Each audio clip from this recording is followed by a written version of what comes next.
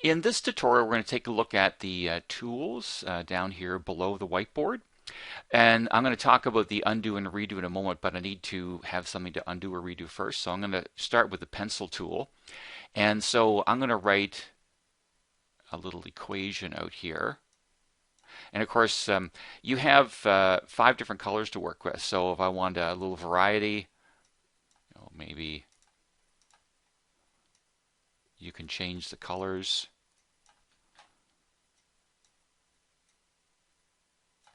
So this undo, it undoes or undoes the things in the reverse order as you wrote them. So if I click it once, notice that the 5 is gone, and click it again, the 1's gone. So it's undoing things in the reverse order of what I wrote. So I click it twice to get rid of the equal sign, the 3, and this is the redo. So if I click on that, the 3 comes back. Click a couple times, the equal sign comes back. Okay, so that's how the undo and redo work.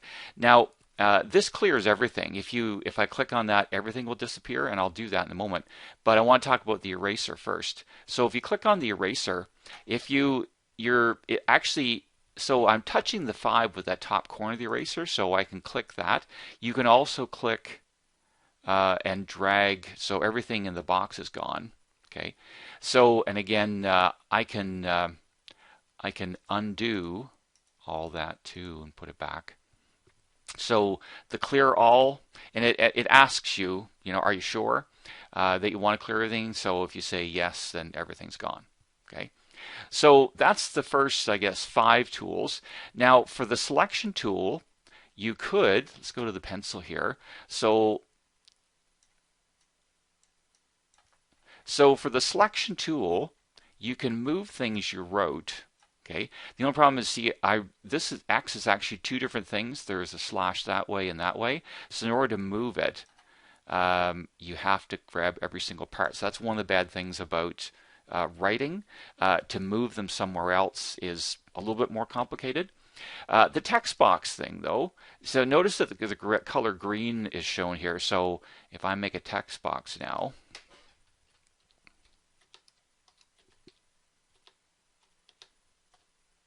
so there's my text box, and if you click on this, you can move it.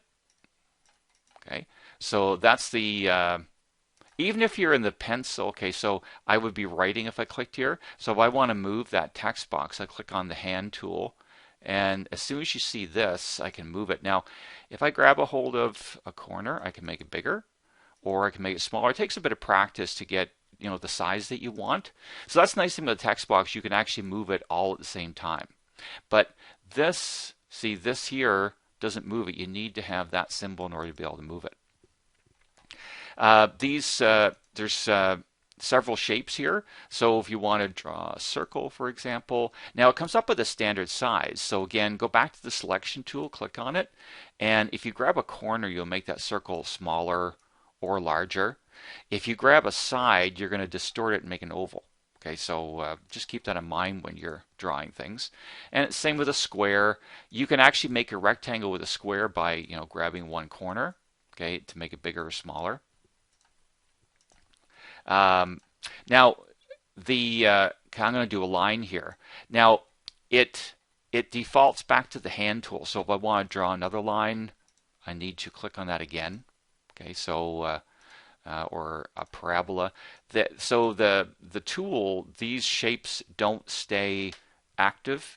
If you want to draw another one, you always got to go back into shapes and lines and click it again. And of course, if you want to make that curve, steeper or shallower or whatever, you can stretch it like that. You have a couple of different grids. So that's the small grid, and that you can't put them on top of one another. So if I click on this one, it's going to change to a larger grid. Now you might think that I can make an axis just like this, but this will make a blank axis. So everything, the last thing grid that you put up disappears. Okay, so if I want a number line like that you can use that.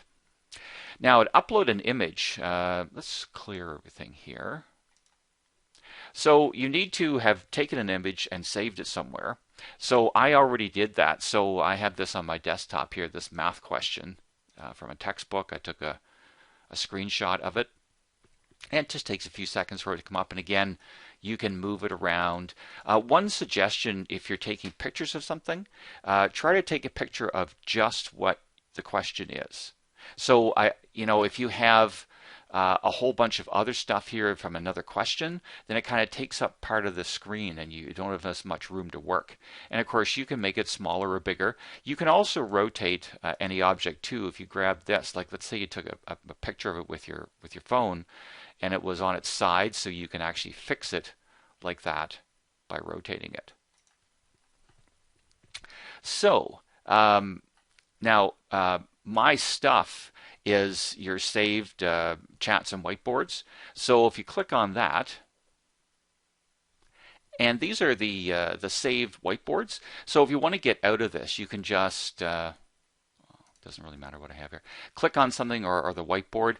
Now, if you click here, you can also go into my stuff as well, and it shows both the saved chats and the saved whiteboards. Go back to the whiteboard. Now, I'm going to talk about the glossary here, and then we'll get into the save. So if we click on glossary, so you can scroll by or move around by clicking on the letter from what you want. So if I want to know about parallel lines, there's a definition for them. You can also search for things.